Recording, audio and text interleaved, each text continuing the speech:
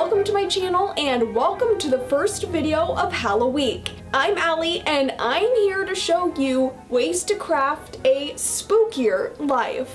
And since I am posting a week's worth of videos, by a week I mean 5, I recommend you hit that subscribe button. Anyways, to kick off this week, I decided to do some Dollar Tree DIYs. 1, because they are cheap and easy to make, and 2, because they make an appearance in tomorrow's video, so I wanted to get this tutorial out there first. So that's enough of me talking, and let's jump into the video.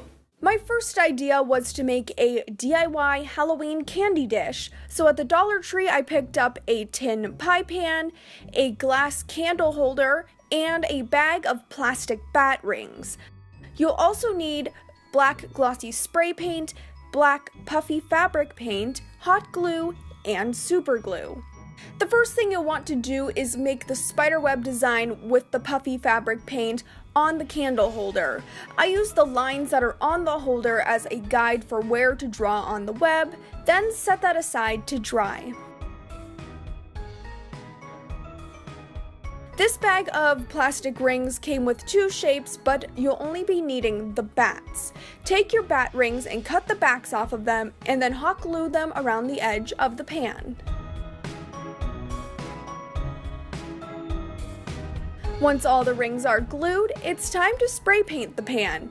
I chose a high gloss black spray paint because it looks really sleek and matches the finish of the puffy paint too. After the spray paint is dry, it's time to attach the base. 2 things here.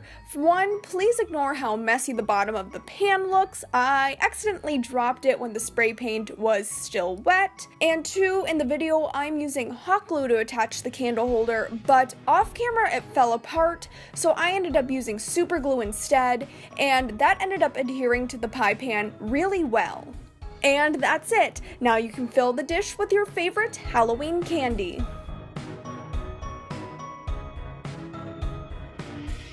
This next DIY is kinda a mini project.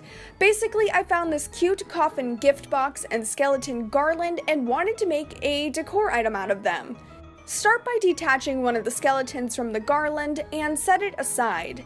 Then cut down your velvet so that there's enough excess to fill in the coffin. Because I wanted to fill up the coffin a bit more before adding the velvet, I just crumpled up a paper towel and placed it on the inside. Then I began hot gluing the velvet to the inside of the coffin.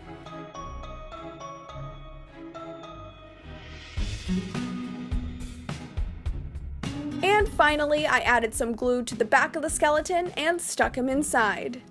This was just a quick little craft, but I think it turned out pretty adorable. And the last dollar store DIY is this set of spiderweb frames. I picked up a couple of different sized frames from the dollar store along with some spider rings. You'll also need some cheap black yarn and hot glue.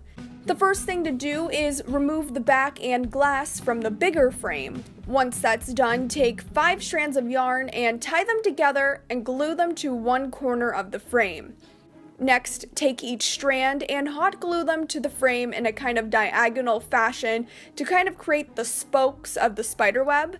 I used scissors to help me hold the yarn in place while the glue dried so I wouldn't burn my fingers.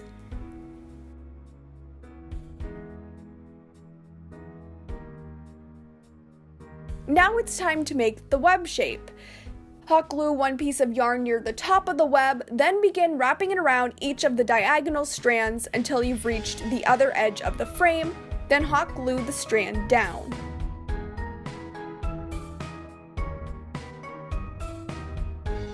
And here's a closer look at what I'm talking about. I'm just wrapping the yarn around each strand while making sure it's in a slight curve shaped to make it look a little bit more like a spider web.